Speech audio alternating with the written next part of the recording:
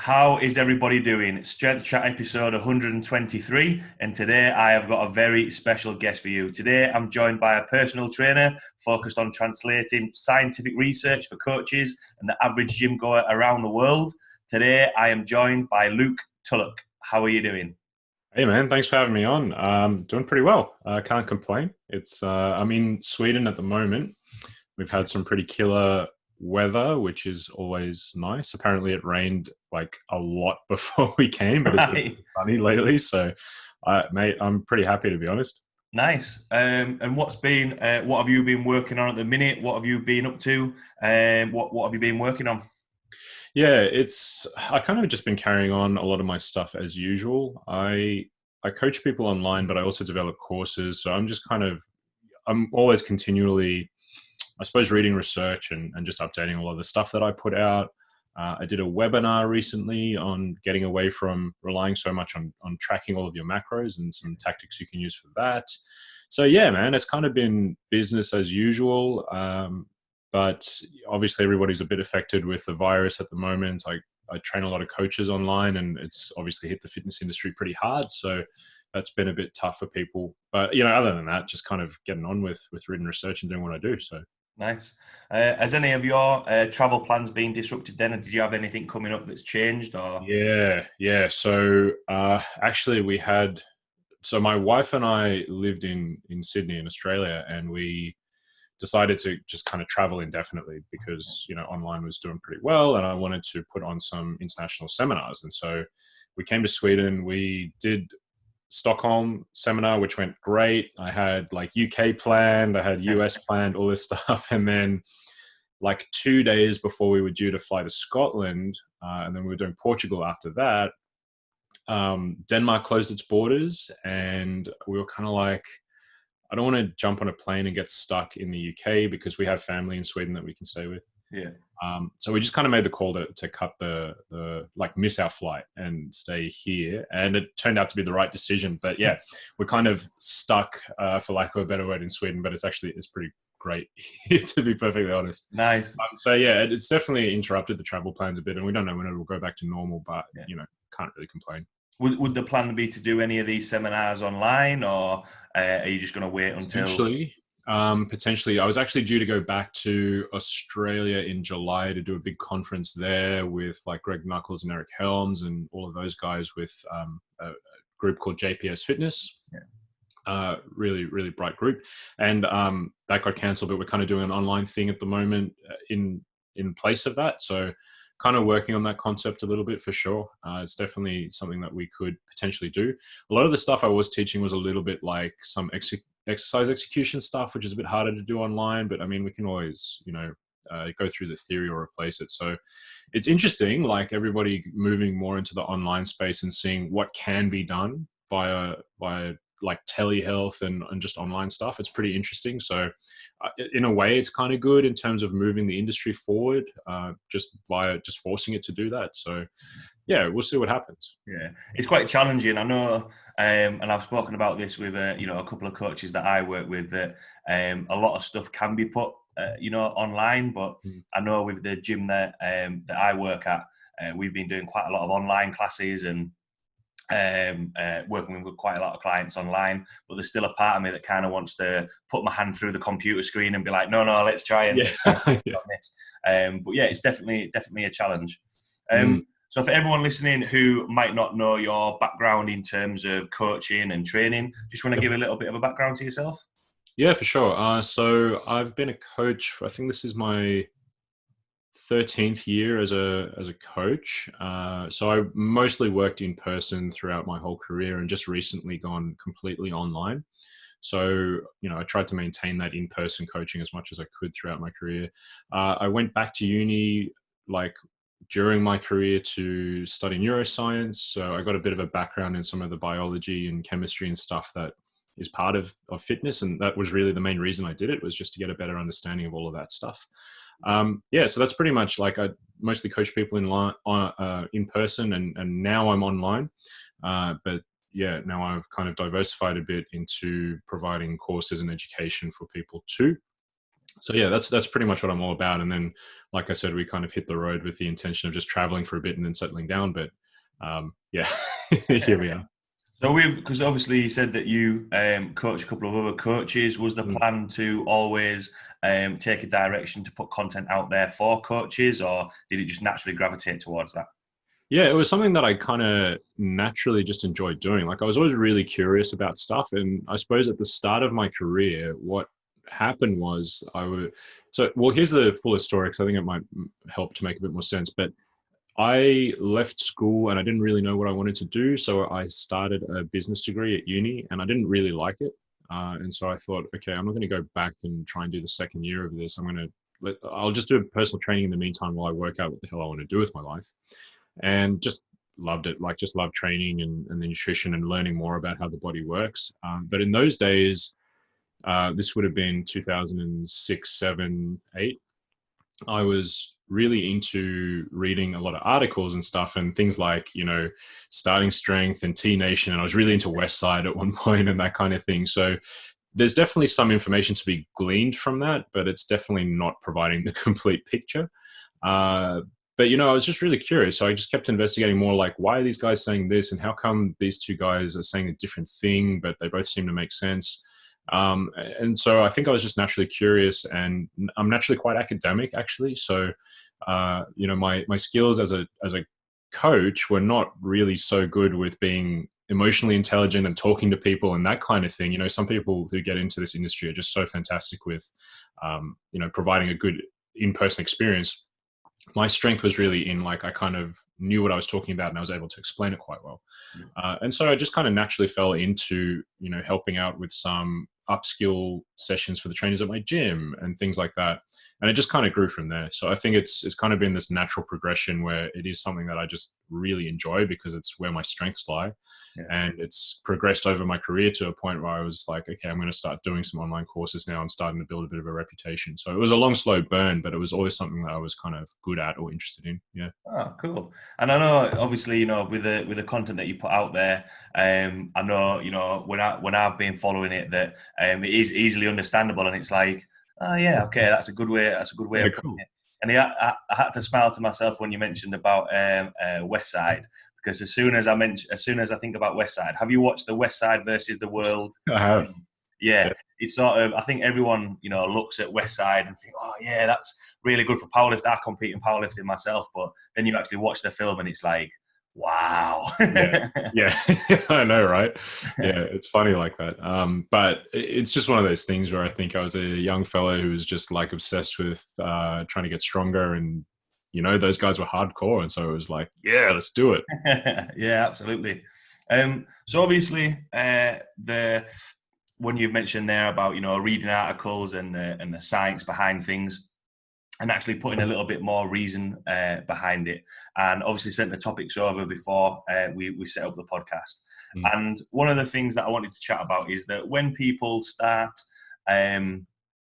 first with a new training plan or a nutrition plan, obviously a lot of it is just down to sheer willpower to get through the first couple of weeks. Why or what is the reasoning behind that? Why do you think people sort of struggle with it and just think they have to like kind of force themselves in those early stages? Yeah, so willpower is a real interesting thing because it's part of forming a new habit is willpower, right? The issue is with willpower is like, how are we going to make that habit stick and have it frictionless long term? So I talk a lot about friction, and how we can set up an environment to reduce friction or promote friction in some places where we want to. So essentially there's just this big disconnect between a want behavior and a need or a should behavior. So a want behavior would be something like, well, you'd prefer to stay on the couch and watch TV, right? But you should probably do some exercise. Something like that. And it takes a certain amount of willpower to overcome that urge. And it's essentially that instant versus delayed gratification, right? There's that combat between yourself now and yourself in the future. And so there's a bunch of different models that researchers have come up with to try and explain why we have this disconnect. Like, why would we prefer in the moment to do something that we know is not really going to serve us so well in the long term? And there's a bunch of different like models that have this sort of small technical differences between them. But essentially what it comes down to is that some researchers think that we actually have distinct selves in our minds. In other words, we have like a now self and a future self. And I'm sure you've seen all the memes of like, yeah, like this, that's a problem for future me or whatever. Like you're out partying and it's like, yeah, screw it, I'll have another drink. That's a problem for future me to deal with, you know? We all think a bit like that. And so there is this disconnect there. And essentially what we're trying to do when we first start some kind of training program is to try and get over that initial high friction environment where it's like, it's difficult when you don't know what you're doing. You're not sure about anything. You got to learn all this new stuff. You got to get through the pain of the muscle soreness for the first few workouts. And you know it's going to be a long-term process. And it's, I suppose, being able to commit to that and get over the discomfort so that you can set yourself up for a habit longer term. That is the real issue. So, you know, we do have to employ this willpower initially to get something going, to start the ball rolling. And from there, really what we're trying to do is, in my mind, especially as coaches, we're trying to help facilitate a situation where it's not so reliant on willpower. Like, you don't want to have that huge effort to break the inertia to go to the gym every day. Like, you don't want to be doing that for the rest of your life, because that's going to set you up for failure. Like, at some point, that willpower is going to fail. It's inevitable that it's going to happen.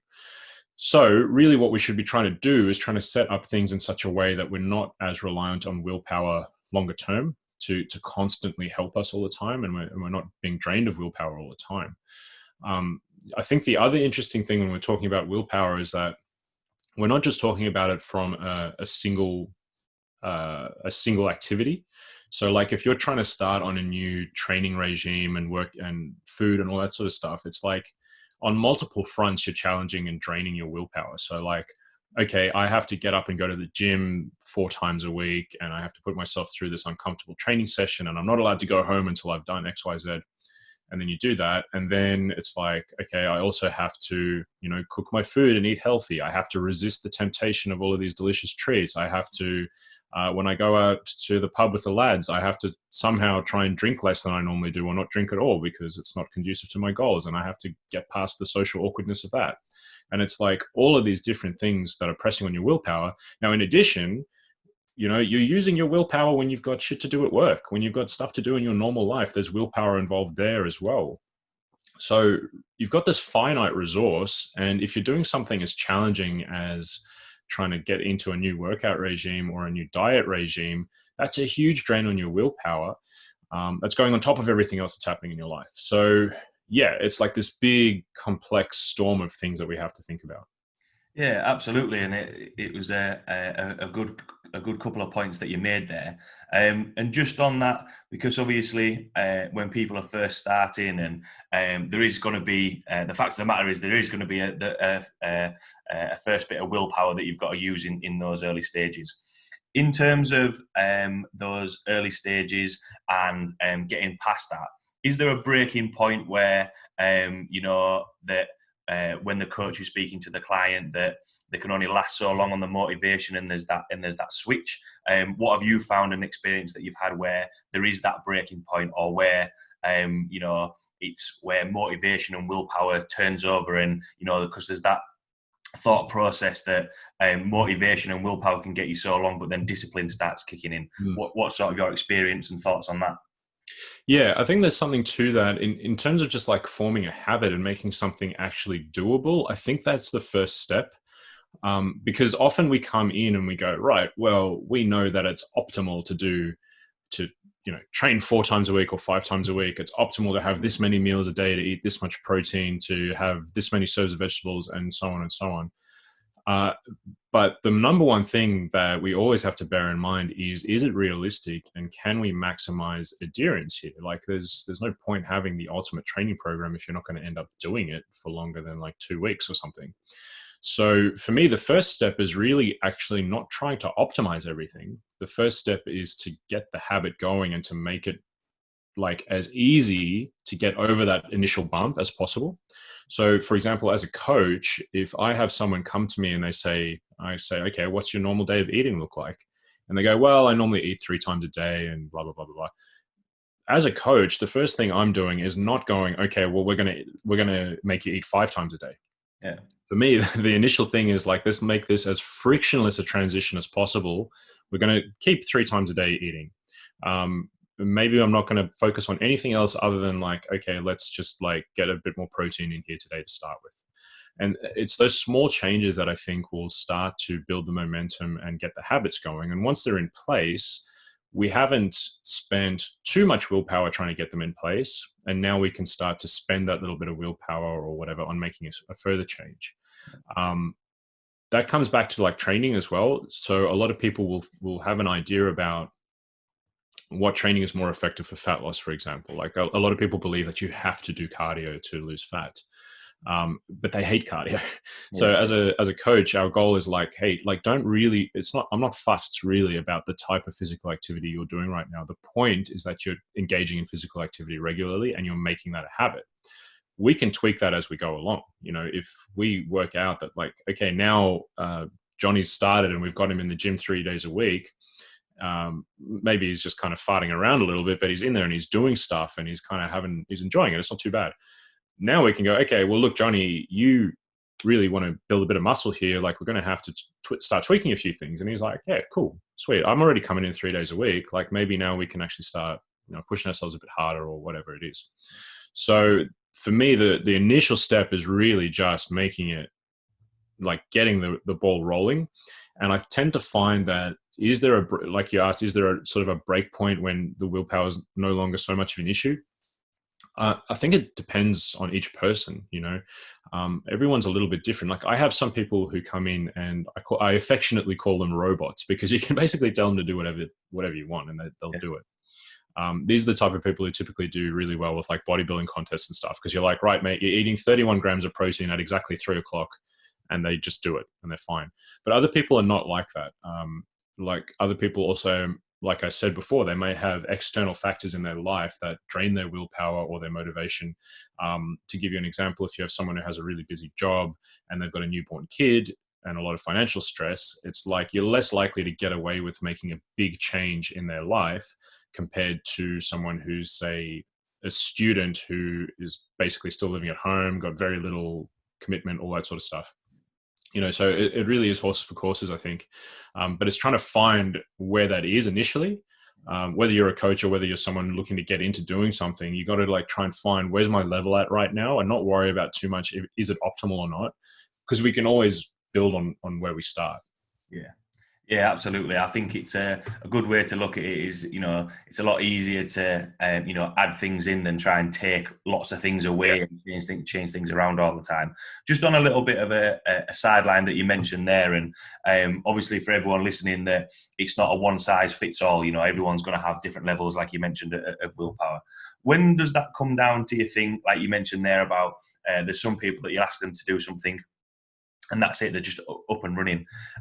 What are your thoughts on that in terms of people that have sort of intrinsic and extrinsic motivation and how that affects willpower? Because there's some people that you'll sit down and it's like, okay, these are the goals that we're going to get. This is what we need to do. This is the plan.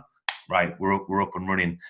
Whereas sometimes, it might take a little bit more digging and a little bit more, a few different routes to get where they want to be. What are your thoughts on that? Yeah, that's a really, really good question. That's a big part of the puzzle. So your motivation is an interesting one. Like why you're wanting to do something is a super interesting thing. I have kind of mixed feelings on this because I do think that if someone has a clearly defined goal that they want to reach, it can be easier for them to be motivated to do something. But at the same time, I'm a big believer in process orientation versus outcome orientation. And what I mean by that is, I'll give you an example. So if we have an outcome that we're looking to get, let's say I want to increase my bench press by 10 kilograms in the next 2 months or something. Okay, cool. We got a good goal there.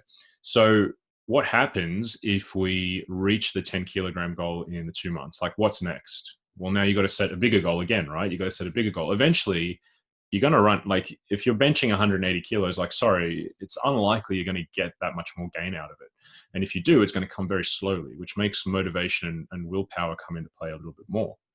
What happens if instead of getting your 10 kilogram increase in 2 months, you get a 9 kilogram increase? Well, like, are you going to feel like a failure? Many people do, because they haven't hit their goal, but at the same time, that's a great improvement. You've made heaps of gains there. So it comes down to focusing on the behaviors and the habits that you do from day to day, from week to week, that end up moving you in that direction. So the idea is not to not have a goal or an external goal. The idea is to have that external goal, but at the same time, we're going to think about it, and then we're going to kind of park it in the back of our heads somewhere. We're going to just stick it in the cupboard and close the door and go, yeah, I know it's there, but I'm not really going to think about it right now. Instead, what I'm going to do is I'm going to focus on the small things I need to do day to day and week to week and be consistent with, that are going to move me in that direction. And eventually, kind of doing those things becomes the goal. And so you're not looking at this sort of insurmountable task at the end of a certain time period that when you reach, you either feel like a failure, or then you have to now reset your sights to an even higher goal. Instead, your goal is just like achieving these small things day to day. And a lot of them are, you're chipping away essentially. So they tend to require less willpower. They tend to be less motivating if you don't quite hammer one. And it's one of these things where I suppose it does come back to being a little bit more intrinsically motivated, because you feel like you're progressing as a person when you do something like that. Whereas if you're very focused on losing a certain amount of weight, the number on the scale doesn't really mean anything in terms of something greater than how you look, really, at the end of the day. Whereas if you are engaging in healthy habits, we end up having a really profound effect on things like your mindset and your health and your weight altogether. So this is actually something that's quite interesting, and I've spoken a little bit about it recently. There's a common misconception with something which is called the health at every size movement. And health at every size, people commonly misinterpret this to mean that, like, people are basically looking for an excuse to remain overweight or obese, and they go, oh no, I can still be metabolically healthy, I can still have good blood work and all this sort of stuff even though I'm obese. And that's not the point of health at every size, or it's not the point to say like, oh, I'm big and beautiful. That's a completely separate argument that we won't get into. But what it is about is it's about, like, regardless of whether you are lean and athletic, regardless of whether you are at a healthy body weight, regardless of whether you are obese or overweight, fundamentally the behaviors that you need to engage in and the mentality you need to have to get healthier, to move you in the right direction, are all the same. And in that way, I think it can be really motivating, because it means that you don't have this thing of like, oh, well, I'm not an athlete, I'm no good at this, I'm not going to really get that much stronger or whatever.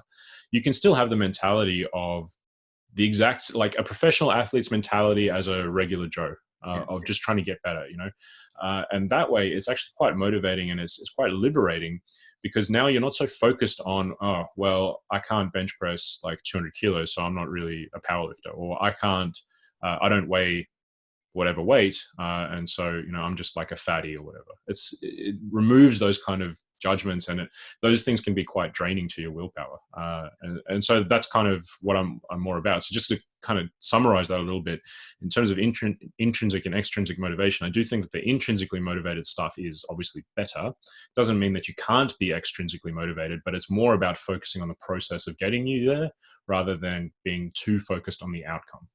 Yeah, absolutely. And there was a couple of good points that you mentioned there. And it just made me think that, sometimes I think people can sort of self-sabotage themselves by comparing themselves to other people, yes.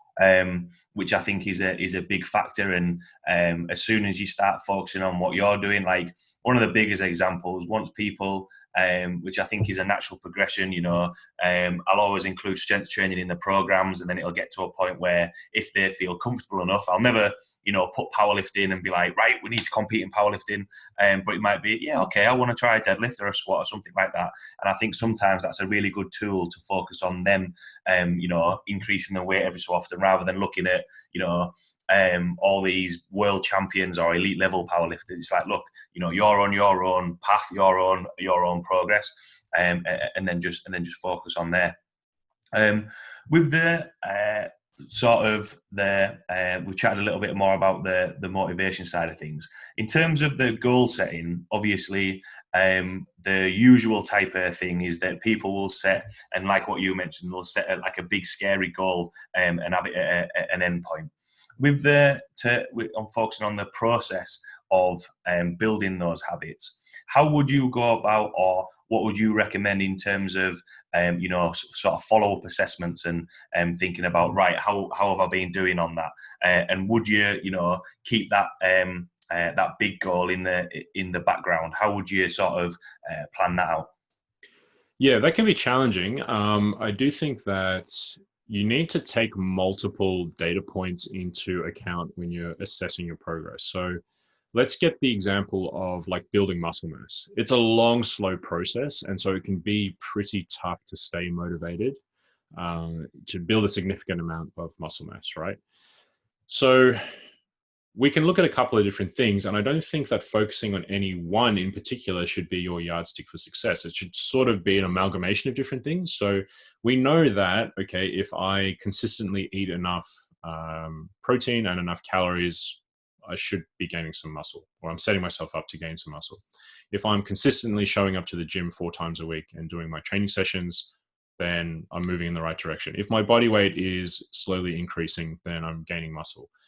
If I'm sleeping well, then I can understand that, okay, I'm going to be gaining muscle. And so we can take like things like, your average number of hours slept per week. We can take things like your average body weight per week or per month. We can take things like your average volume that you've done in the gym or average attendance in the gym and measure that as well. So there's a bunch of different things that we can measure that aren't specifically related to body weight or how big am I or how do I look right now. It doesn't mean that we ignore that. Those things can still be really, really helpful, but it does mean that we're not just focused on that. And people get like this with the scale as well. So they go, they just judge themselves exclusively on the scale. And it's like, okay, but is your goal to actually weigh a certain amount, or is it to have a certain feeling or to build your confidence or to how you look or how your clothes fit? And it doesn't mean that we ignore scale weight altogether. I think that that's a mistake as well. Some people go like, oh, well, the scale weight doesn't matter. It doesn't define you. Or well, it doesn't define you, but it is still a very helpful tool to measure if you're moving in the right direction. So I think the key is really to think of what is my overall goal, what is my overarching goal, but what are the smaller things that comprise that, and then what do I have to do to move myself towards that goal specifically. So again, we could take like bench pressing, for example. Okay, my main goal is to increase my bench press by 20 kilograms or whatever. So what do I have to do to achieve that? Okay, well, I need to get in the gym and bench press 3 times a week.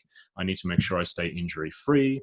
I need to make sure that I'm eating enough protein. I need to make sure that I'm resting and recovering well. And so there end up being a ton of little things that you tick off. And as you tick those off, it moves you closer and closer and closer towards the big goal.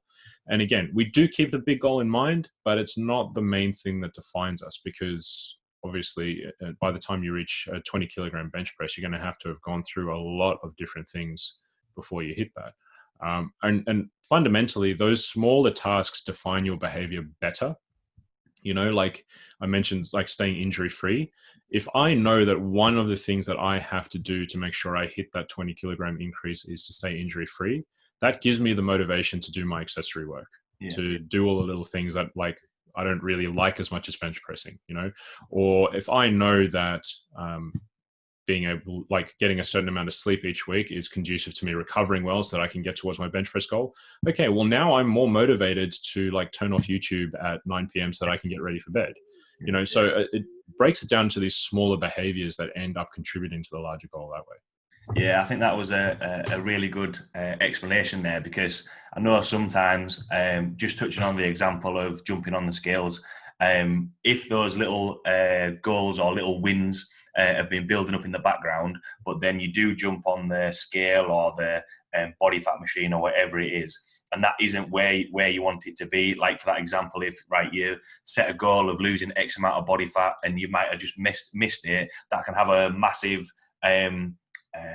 take a massive negative chunk away from your motivation, as opposed to thinking, well, look at all these little wins that you've got. So I think it's a fine balance. And straight away when you mentioned that, I actually had a client, and her sort of long-term goal was to lose 10 kilos of body fat. And I think after a couple of months or however long it was, we jumped on the InBody, and I think she'd lost something like 9.8.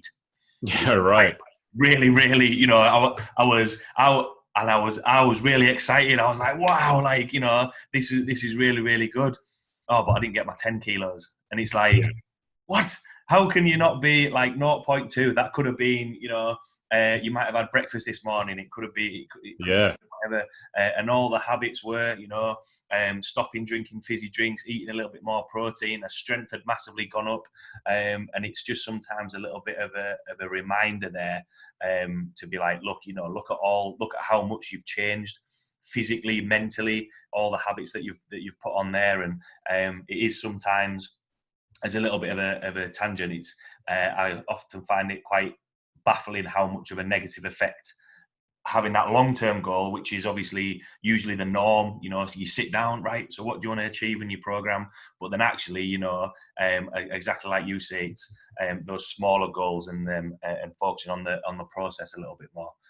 You know, it's quite interesting. Like, there's some research that indicates that maybe having larger target goals in the future can actually be detrimental, and more people tend to get that target goal if they don't have a specific goal of like 10 kilograms. Yeah. If the goal is simply, well, I want to lose weight, that can actually work better for some people, interestingly. And I know we're always drilled to like, okay, you want to have a specific, measurable, you know, like a SMART goal. And sometimes I think it actually doesn't work that well for people, which is pretty interesting. So yeah, it's like a fascinating area. And like, I'm still a little bit up in the air as to like, do I give someone a measurable goal? Because as a coach, you're kind of almost justifying your existence based on that. Yeah. Did you get close to your goal or not?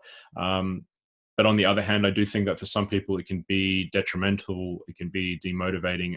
And I really think that the key difference is, setting up those little wins. And something that one of my mates, Jamie Smith from a gym called Melbourne Strength Culture over here, always says is, did you win the day? You know, and I even do this with some of my clients where it's like, we have a calendar and it's like, did you win the day today? And you can think back to yourself and go like, yeah, okay, I was really good with my food prep today. I made it to the gym, even though I didn't feel like it.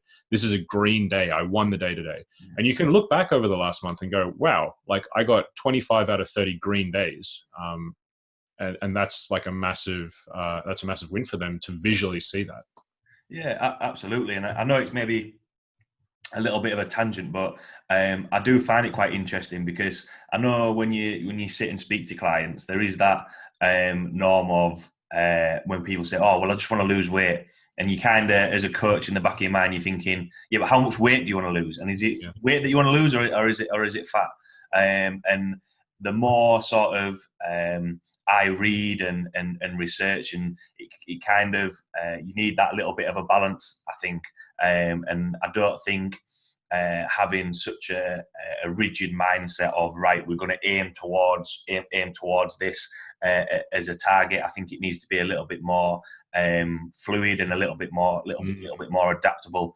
So yeah, it's definitely an interesting topic to think about. And I know for clients listening, you know, it's not such a bad thing saying, look, you know, I just want to feel better or move better or something like that, because then that way you've got a little bit more wiggle room to think about, right, well, what does actually look better look like? What does feeling better look like? And then that way you can start setting a little bit more specific goals. Yeah, I agree. And, you know, I also just wanted to say, like, I don't want to have this misconstrued and say that, like, okay, if we have a 12-week challenge where there's tons of people who lose tons of body weight and like are super glad at the end of that. But what happens later? What happens after that? That's what I'm really interested in. Like, you know, we all know that you can get an extraordinary result in a short amount of time if you work really hard and you focus on all of these things. But for me, I think it's a big fail if we go through a 28-day, 6-week, 12-week transformation, even a 6-month one, but a year later we see that client again on the street and they're worse off. Yeah. Or they've learned nothing from the process. that's a massive loss, and we don't want that to happen. So, obviously some of these things can work, but are they going to work long term, and are they going to be maintained is really the big question as well. Yeah, you must have been looking at my notes or reading my mind, because that actually moves quite nicely into the Cool. to chat about there. And I'm a big advocate of that as well. We run a 12-week sort of body transformation course or fat loss course, laying really good nutritional habits. And it's kind of how I describe it is it's like going through school, and then when you graduate, you go on to the next thing. And it's just laying those really good foundations in terms of basic movement patterns and nutrition. And what I usually say is when I do the sessions and speak to people that do the course, you should never go back to that. It's like you end up never going back to high school or junior school. But when you go maybe to university, you might change different things. And I try and describe that as, well, you might do powerlifting, but then you might do strongman, and then something else when you go out into the big wild wide fitness world. But you never go back. But a couple of people, exactly like you say, will do this course, think, oh, I'm in really good nick, and then go back to their normal habits. So on the topic of sort of willpower, if someone has done that, does their willpower sort of start again for the next challenge? Because obviously, the more you progress in your training and your nutrition and fitness, you're going to end up facing new challenges the more that you progress. Or does it get to a point where willpower actually, you just become so used to the progress that you've made that it just becomes the norm? Yeah, I love that analogy that you use of going through school and teaching them skills, because honestly, like, without being funny, learning to like actually move and like, this is how you do a squat, this is how you do a deadlift, blah blah, those are life skills. Like in the modern world, those are life skills, the same as like learning how to budget or learning how to cook for yourself is a life skill that you should know as an adult in the modern world. So I really like that analogy. As far as the willpower goes, once you've got habits in place, that's the thing. The willpower is not relied on anymore. And so the same way that you fall back into maybe having a beer every night or eating some chips after dinner or whatever it is, in the same way, you can have a habit in place that is similar. Like, I have vegetables with every meal. It's not a big deal for me now. Or I just cook dinner every night for myself. It's just what I do. So once you got those habits in place, that's when you reduce this reliance on willpower. So that's really the whole goal, is to go, we know that willpower is going to fail at some point. So just sort of brute forcing your way through is not going to last you forever. And so how can we instill some habits or techniques to make sure that you do things on autopilot or with much less reliance on willpower, and that will last you in the long term much more easily? For me, it's something like I have no problem whatsoever not having a drink for like a month or two. Whereas I know some people will genuinely struggle to get through like a dry July or something like that. Yeah. And to use that as an analogy, that's kind of what we're trying to do. Like you would know as well, like for most of us in this industry, if we can't get to the gym and train for like a week, it feels terrible. It's like a nightmare. It's just, you don't know what to do with yourself. Whereas for a lot of people out there, to get to the gym once a week is like really a struggle street.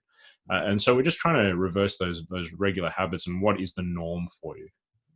And just touching on that as well, because obviously you mentioned about, going to the gym, or if you start creeping in and having a drink again.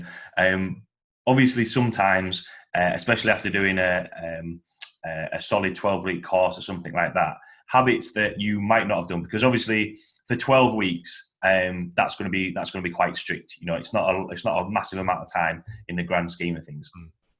But then when you're outside of that little bubble and you've got a little bit longer time, those habits, like maybe having a beer on a weekend, having a little bit of a dessert after your evening meal. What are your thoughts on sort of letting them creep in, and how would you sort of manage that? Because then that way it's sort of, instead of the willpower where it's starting to get started, it's then the willpower to make sure that you don't slip back into bad habits, if that makes sense. What are your thoughts on that? Yeah. this is the biggest challenge, right? Is like for a lot of people, going extreme is actually kind of easy. Like if this, I think this is probably why a lot of people find doing something like a keto diet or a paleo diet actually can work quite well for them, because they just draw a line in the sand and it's like, do not cross this line. You are not eating carbohydrates, and that's it. So there's this rule in place, and it's just a simple, like, I don't do that. And when you identify as someone who doesn't do this, then it makes it much easier from a willpower perspective to engage in that behavior.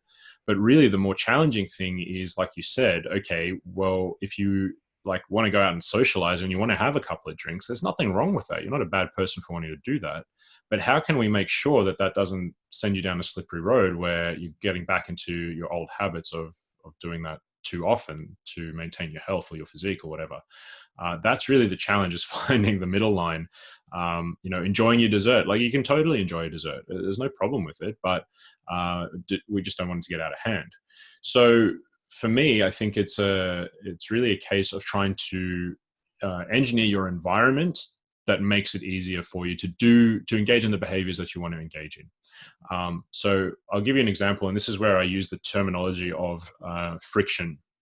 It's much easier to avoid eating chocolate if it's not staring you in the face on the kitchen counter every time you walk past it, right? Yeah. So a really simple thing you can do is, everybody understands the concept of like not having the chocolate in the house in the first place. That would be a really nice friction point, like a little speed bump that stops you from eating too much chocolate. But you can do other things as well. You can put the chocolate in a hard to reach place. You can put it in the cupboard behind a bunch of stuff.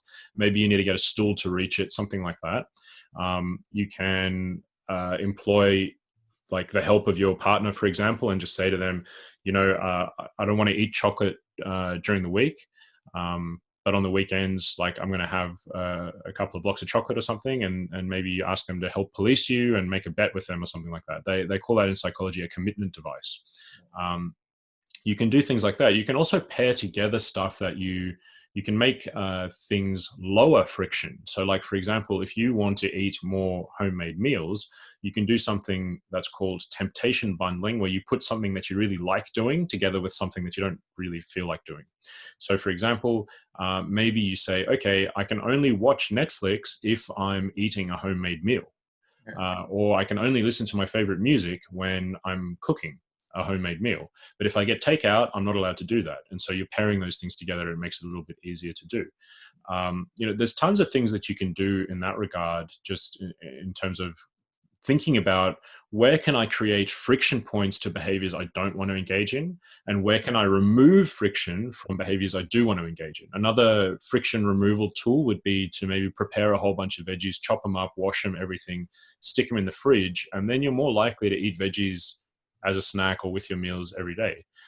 For something that I do that I find really easy is I prepare like big batches of food. So whenever I cook like 3 times the amount I need for one meal, because then it means that if I need a high protein meal or I need some vegetables, like, it's already sitting in the fridge ready for me to heat up. For me, that is way easier. I'm more likely to go and like eat a protein bar or a shake or something like that if I have to cook something from scratch. So it's like thinking about your particular situation and how you can modify your environment to help you engage in the behaviors that you want to engage in. Yeah. I'm glad I'm not the only one that does that. I'll go through phases where I'll just cook loads of curry or chili or one batch of stuff. So a couple of examples there of how you can create that friction or those speed bumps that you mentioned.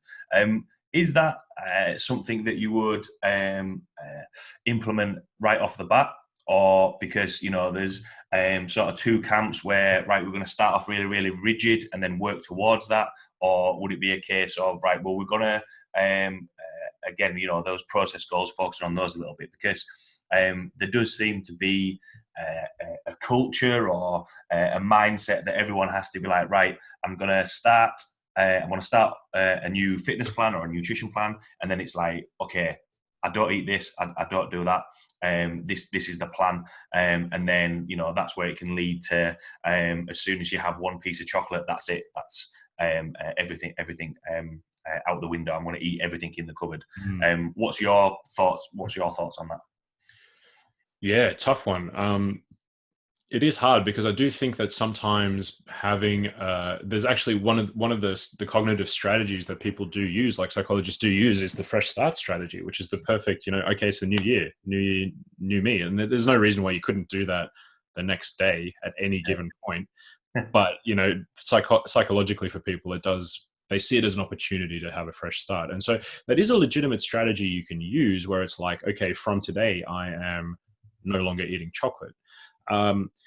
I don't think it's like necessarily a bad thing in some cases to have a more rigid approach and then to ease it up as we go along. Like a classic example of that is, someone who is preparing for a photo shoot or a bodybuilding show, or, just getting someone to track their food in general, to weigh and track their food, because it teaches them a lot of skills. Like we spoke about before, I actually think that is a life skill that most people should learn.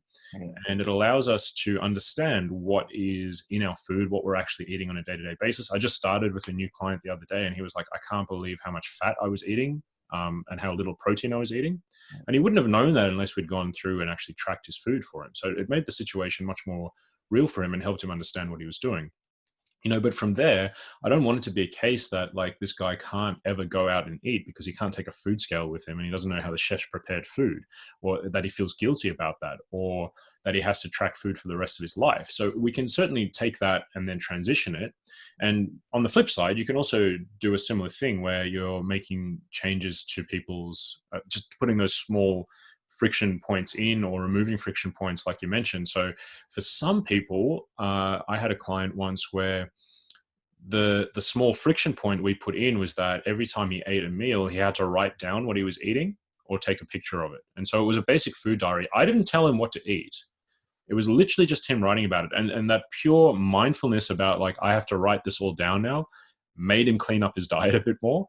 And he lost weight. And so whenever he started gaining a little bit of weight and he was feeling a bit unhappy about it, I would say, hey, have you been doing your food diary recently? And he goes, oh, no, I haven't actually. And as soon as he started doing it, again, he would drop a couple of kilos. Yeah. So you can use those tools that's introducing a very small friction point, and it's like not very hard to do. And I'm not even giving him any guidelines on what to eat, and it's still giving him the result he wants. So for me, that's kind of an ideal situation in the longer term. But I don't want to rule out the fact that like you can easily just go with, okay, well, for some people going, okay, we're doing keto now, or we're intermittent fasting, and you're not allowed to eat outside of these hours, can be a really helpful tool as well. Just because like I said, it provides just a really clear line that they can't cross. And then from there, you can start to work towards what I consider the toughest thing. Like I said before, is the happy medium of, on one end, you've got the extreme strict approach. On the other end, you've got well, I do whatever the hell I want. And somewhere in between is where we want to meet for the long term. And that's the biggest challenge in my mind. So whether you're approaching it from the side of like, let's go extreme first and then back it off a bit, or whether we start at like, basically there's no restriction whatsoever and just crank it up a little bit in terms of restriction, I think both of them can be viable strategies, and it kind of depends on the situation and the person. Yeah, absolutely. And it's been sort of a common theme through this chat that it's based on the person. And a couple of times you mentioned there of obviously life skills. And what I quite liked about the explanation that you put in there, that when you're not telling people, right, well, you can't eat this, but you can eat this, putting in other, or adding other strategies in, such as recording your food, that for me takes away stress, so you don't have to worry about, right, well, you can't have carbs, right? So every time they're going to go into the kitchen or shopping, it's like, oh my God, what should I buy? Rather than exactly like you say, look, if you're cooking the food or you can track it, let's track it. But because a couple of people, an example, I did a check-in with one of the guys that I coach, and it was his girlfriend's birthday. So food over the weekend wasn't the best thing in the world. And it's like, oh, well, I didn't track and all that sort of stuff. And it's like, enjoy those occasions.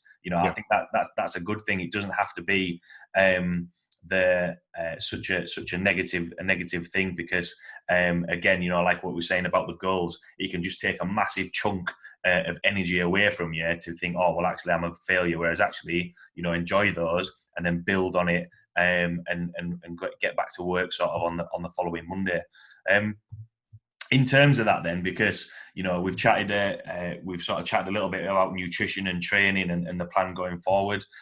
What have you found to be the biggest drain on willpower? Does it come more so when you try and chat to clients about the nutrition side of things? Or, because obviously, you know, a couple of examples we've used there is trying to get to the gym 3 times a week.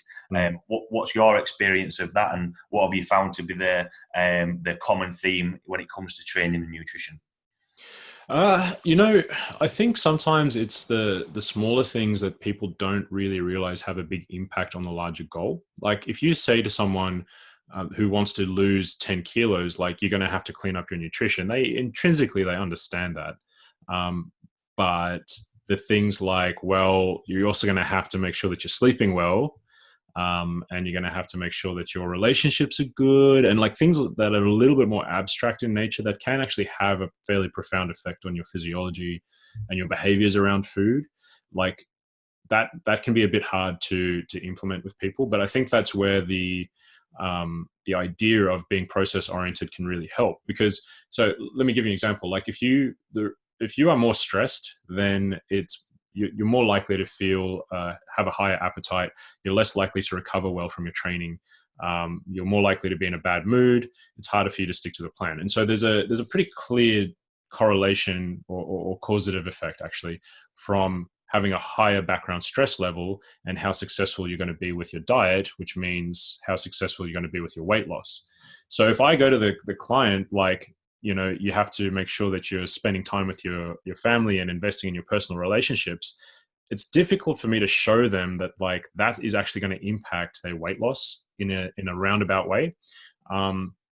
But if they understand that that's one component of a bunch of different things that they are sort of trying to check off from a day-to-day basis, then it becomes much easier for them to engage with that. So, you know, I kind of tend to find that sometimes it's, you know, the nutrition is always a bit tough because it's one of those things where it's just a survival drive that we have. It's an innate instinct that we have to eat food, and for our brain to recognize when we're taking in less food, and to drive us to try and limit that weight loss. So I think that's probably the biggest challenge for most people, really. Like, I know a ton of people who enjoy training and like being physical, but still struggle to maintain their weight or contain themselves around food. So I think that's probably the harder thing if I were to think of like training or nutrition. But again, it's individual. And then I do think that it's those small components that people don't often think about too much, and they don't judge themselves on it. Like I said, for me, where, you know, I track my clients' mood out of 10, energy out of 10, and average sleep hours per week. And for me, those are just as real indicators of how much they're progressing as their scale weight or what their lifts are like in the gym. You know, so if you can give yourself that dimension of like, actually this stuff's important too, then that's a real big win. And I actually just wanted to bring that back to what you said before about your client, you know, having his missus' birthday and then wanting to enjoy himself. You know, if you remove some of these judgments around food, it can really be helpful in that regard. So to me, I don't really have good and bad foods. Obviously, eating foods that we typically think of junk foods is not going to be as conducive to weight loss as something that is like, you know, boiled fish and potatoes. But at the same time, there's a real benefit to some foods that are like high energy and typically not good for you. Like you said, you know, let's take cake for it as an example. When you eat cake, it's part of an overall social interaction. So it's facilitating social interaction, which is good for you. It's good for your mental health. If you enjoy the cake and you savor it and all that kind of stuff, that's also good for your mental health. Like, enjoying things is good for you. That's fine. So it has some pros in those sense, and then it has some cons. Okay, it's energy dense, and you know, I'm likely to overeat it a little bit. So those are some cons to it. It doesn't make the food good or bad. It just means that in context, to have some cake on your girlfriend's birthday is a good, healthy behavior. And again, we're coming back to, okay, are we engaging in healthy behaviors or not? Whereas having cake every night after dinner is probably not a good healthy behavior, because it's not conducive to you maintaining a good energy balance, right? So it's kind of like there's a bunch of like little things that can be difficult for various people to engage in, but it's really just about trying to break it down into those, like, what's going to move me in the right direction again, I think. Yeah, absolutely. And I think it's interesting, that you obviously mentioned there a lot more about the nutritional side of things, because I think there's a mindset that if you go to a personal trainer or a coach, the exercise side of things is a given. If you do a squat, it's a squat. If you're going to do a little bit of conditioning, a little bit of conditioning, and they're maybe tried and tested things that people can Google, and it's like, right, well, this is a workout. But I think when it comes to the nutritional side of things, that there's that much people sitting in so many different camps of saying, right, well, this is what you should be doing, and this is the right diet or nutritional plan for you. That people have those beliefs that, well, actually, no, this is wrong, or this is bad food. And I really like the example that you said there of not categorizing food as good or bad food, and that you should, eating cake is a healthy habit. I always use the example of, so my mum used to work in a bakery when I was growing up. So cookies, cakes are like my kryptonite. And I also remember on a Thursday after school, I'd go collect the key, get a piece of cake, and then come home. So yes, I'll still have those little treats now, even though I'm a grown adult. But I don't feel guilty for eating it. Having said that, I don't have a piece of cake every single day, 3 times a day, for a long time. But when I do have that, it brings back good memories, and it's a good thing, which I think sometimes, using the example of my clients for his girlfriend's birthday, I think sometimes people put too much of a negative impact on it, whereas a really good example, like you said, there's a lot more. There's a bigger picture out there that can have a lot more benefits, rather than did you lift this amount of weight? Did you do this amount of conditioning? Did you do this amount of stuff in the other area of the training plan, which is quite interesting. I also think on the eating side of things, we often substitute eating for something else. Like if we look at it fundamentally, like why should we eat? Well, if we're hungry and we need energy, then like we eat, and then we've eaten enough, and then we go, okay, I don't need to eat anymore. And like that's how it should work, but it clearly doesn't work exactly that way. And so sometimes people are eating because of other reasons, because they are stressed, because they've had an emotional issue, because they're bored, because of a habit or a response to a certain behavior. And so I think food just sort of encompasses more emotional states and aspects than training does necessarily. And certainly people still sometimes quote unquote punish themselves with exercise, certainly. But I think on the food side of things, there's a lot of dimensions to it, where we're not just eating because we're hungry, we're eating for a variety of reasons. And to be cognizant of that and to be mindful of it is a tough thing, but it's also something that can end up having a really profound effect on your health.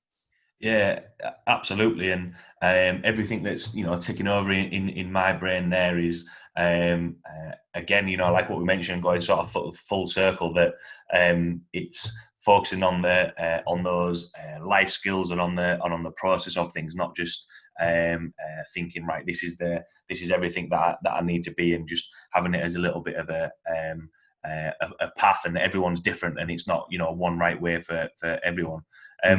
Quite a lot of topics covered there, and so a few tangents thrown in, which was really good. Really enjoyed sort of picking your brains on that. For now, the most important question for everyone listening: what would be your take-home points or words of wisdom to finish the chat off? Yeah, obviously there's a lot of stuff in there. There's a fair bit of abstract ideas as well. So I think, fundamentally, I think what it comes down to is what we want to try and do is create some kind of long-term change. And to do that, we need to be process-oriented rather than exclusively outcome-oriented. And then we need to just make sure that we're, ticking off those little boxes along the way to get there. And so it comes back to me of being mindful of what's going to contribute towards your greater goal and moving you in the right direction, just identifying those little things and getting to them. And you'll end up getting there. And if you do that, it provides you with a lot of flexibility. And yeah, I guess that would be my summary of everything. Awesome. A really good point to finish on, and I think a good mindset to have, for people either looking to get involved in some training, or coaches speaking to clients. So yeah, thanks a lot for taking the time to speak with me, Luke. For everyone listening who might either have any questions for what we've chatted about, or want to have a look at the content that you're putting out there, or even get involved in coaching with you, where can people find you? Yeah, LukeTulloch.com is probably the easiest way. And then my Instagram is @_Luke Tulloch. So pretty straightforward. Awesome. 100%. Everyone listening, check out the work that Luke does. Really, really great content out there, and makes a lot of topics that sometimes think a little bit hard to digest, really easily accessible. So thanks a lot for taking the time to chat with me, Luke. Thanks a lot to everyone listening, and I will see you all next week.